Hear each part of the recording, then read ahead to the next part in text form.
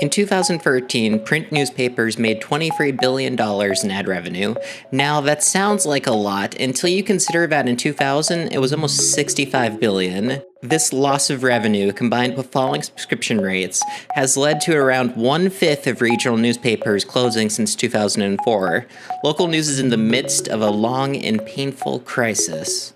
One surprising website has had a huge influence on this: Craigslist. In 2006, The Economist labeled Craigslist as, quote, probably having done more than anything to harm newspapers' income. But it's more complicated than that. The story of how Craigslist changed local media is also a story of business greed and a lack of foresight on the part of the newspapers. And it's a story about the inevitability of technological disruption.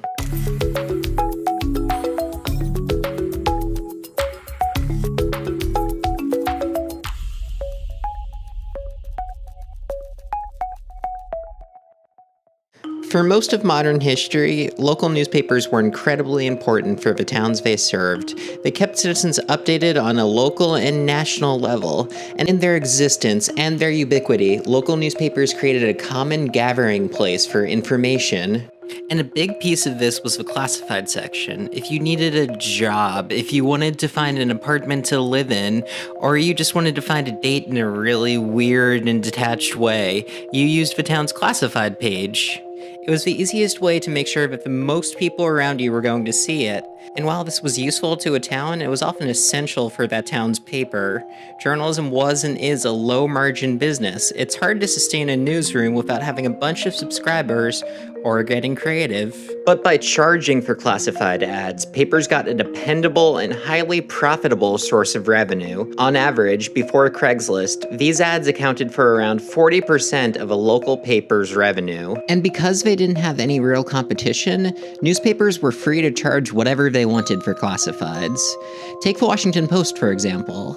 In 1981, it cost $2.85 to purchase a classified ad. In 1982, after the other major paper in DC closed, that number jumps to $3.15. Just over 15 years later, that same ad cost $7.93. That's an increase of over 250%, and it's also well above inflation. At the same time, across the country, Craigslist was founded in San Francisco. It gave people a simple website to post classified ads on, and most importantly, it didn't cost anything to post them. The other big difference was that it kept old classified ads. As new posts were added, your listing simply moved down. With newspapers, if you wanted your classified ad to stay for multiple days, you had to pay for placement every single day. And, well, you can probably see where this is going. As Craigslist expanded across the country, newspaper classified advertisements began to drop off rapidly.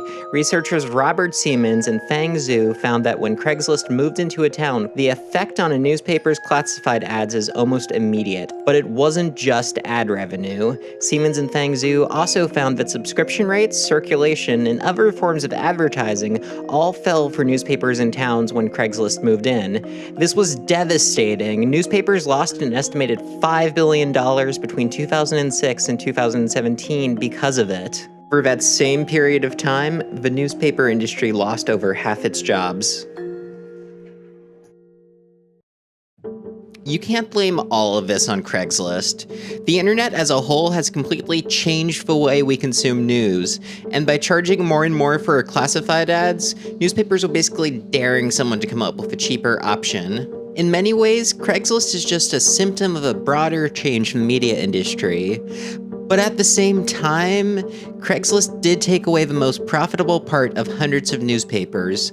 While larger papers like the New York Times and Washington Post were able to survive by pivoting to a national audience and online subscriptions, many smaller papers weren't as lucky. They were simply too slow to respond to Craigslist's easier and cheaper alternative.